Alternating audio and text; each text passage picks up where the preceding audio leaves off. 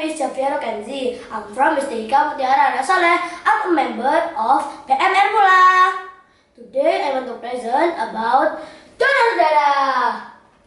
Tapi sebelumnya, kalian tahu nggak sih apa itu darah?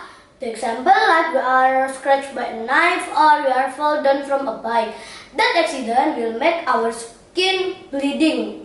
Nah, darah adalah cairan yang berwarna merah yang terdapat pada pembuluh darah yang berfungsi untuk mengalirkan oksigen, karbohidrat, dan metabolis. Wah, darah itu ternyata penting ya, teman-teman. Darah itu ada macam-macam loh.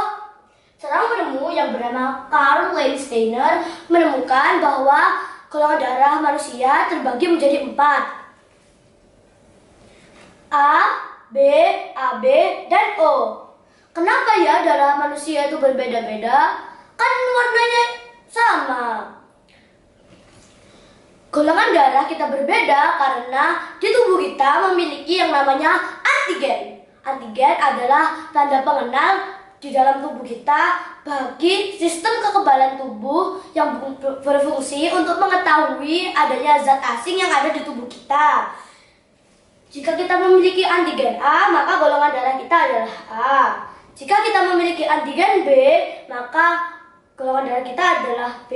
Jika kita memiliki antigen A dan B, maka golongan darah kita adalah AB. Jika kita tidak memiliki antigen A atau B, maka golongan darah kita adalah O. Selain mengklasifikasikan golongan darah dari A, B, AB, dan O, kita juga mengklasifikasikan golongan darah berdasarkan resusnya. Ada 2, positif dan negatif. Jika kita memiliki faktor RH, maka resus kita adalah positif. Jika kita tidak memiliki faktor RH, maka resus kita adalah negatif. Tadi teman-teman sudah tahu kan apa itu pengertian darah dan fungsi darah dalam tubuh kita, dan what if someone is sick or seriously injured and let alone bleeding? Ya, solusinya adalah dengan transfusi darah.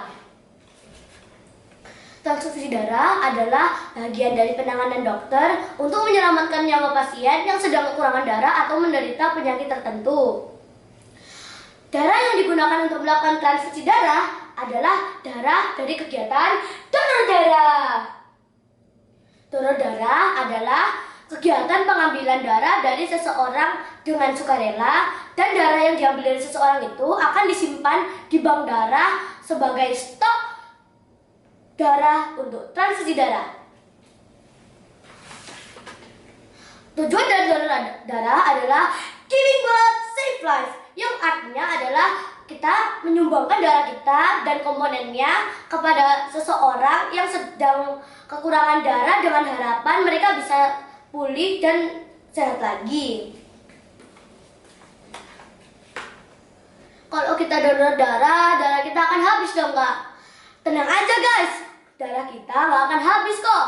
Malah kita akan jadi lebih sehat.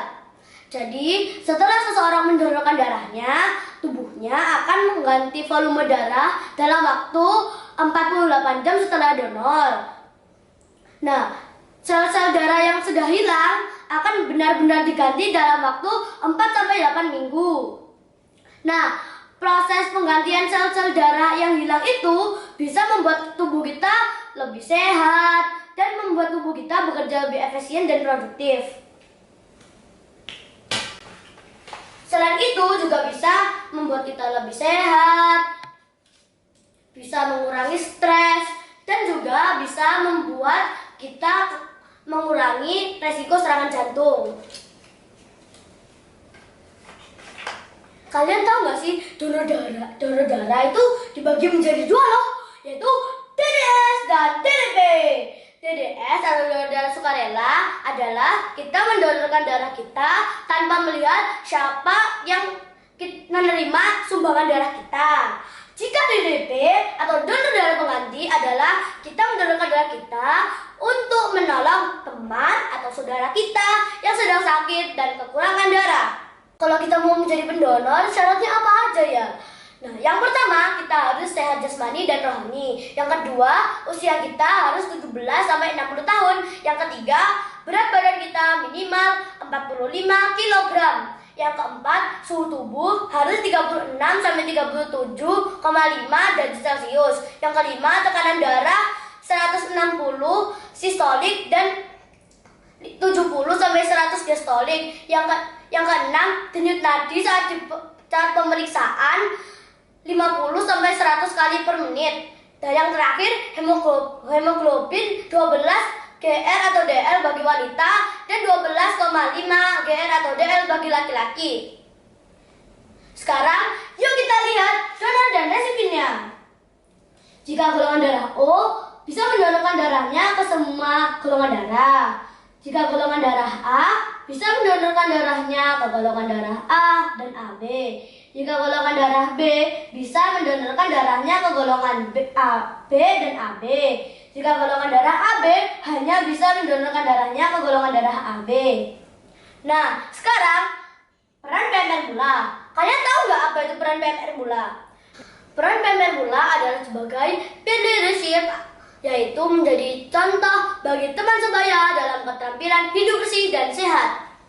Yang terakhir, kesimpulan dari presentasiku adalah kita jadi tahu apa itu donor darah, tujuan donor darah, manfaat donor darah, jenis-jenis donor darah, syarat pendonor, donor dan resipien, dan yang terakhir peran PMR Mula yang bertujuan untuk mengajak teman-teman sebaya untuk mendonorkan darah jika telah memenuhi syarat-syarat. Because my blood, your blood, save us.